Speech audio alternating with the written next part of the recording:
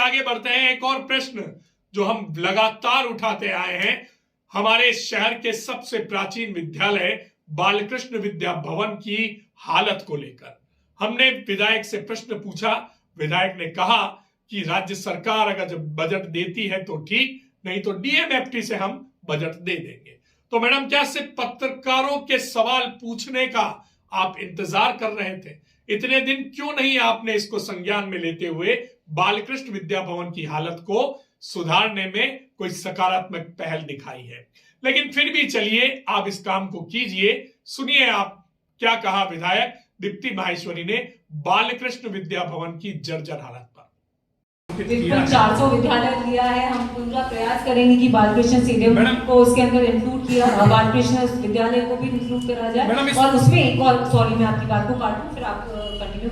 उसमें एक और जो बड़ी बात है कि जो ईवीएम मशीन्स की वजह से बहुत सारे क्लासरूम्स नहीं यूज कर पा रहे, तो कलेक्टर साहब के भी संज्ञान में, हमारे भी संज्ञान में है। उसको भी हम कोशिश कर रहे हैं कि मशीन का जो स्टे आया हुआ है उसको किस तरीके से हम उस पर वर्क करके उनको हटा सकें, ताकि वो क्लासरूम भी हम उनको यूज कर सकें, ताकि बच्चों को जो असुविधा हो रही है वो ना हो। तो मैडम, ये माना जाए कि इस बार के जो बजट में बालकृष्ण विद्या भवन में जो जर्जर इमारत है उसके लिए बजट आएगा, और वहां पर बालकृष्ण स्कूल हमारे लिए ये कह सकते हैं कि राजसमंद विधानसभा या राजसमंद के लिए या कांकोली शहर के लिए बोल सकते हैं कि एक सबसे पुराने स्कूलों में से एक है। तो मुख्यमंत्री जी के आशीर्वाद से या तो बजट में आएगा या डीएमएफटी में आएगा, पर उनके आशीर्वाद से मैं ये यकीन दिलाती हूँ कि बालकृष्ण स्कूल में हम जरूर से आने वाले एक साल में कुछ न कुछ कार्य करेंगे।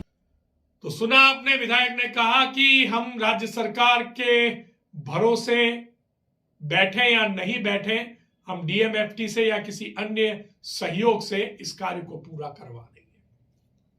मैडम का धन्यवाद, आप इस कार्य को पूरा करवाते हैं तो यहाँ के बहुत सारे जो बच्चे हैं वो आपको दुआएं देंगे, अभिभावक आपका धन्यवाद देंगे, और राजसमंद की जो पूरी धरोहर है उसको बचाने में आपका यह कदम सार्थक सिद्ध होगा।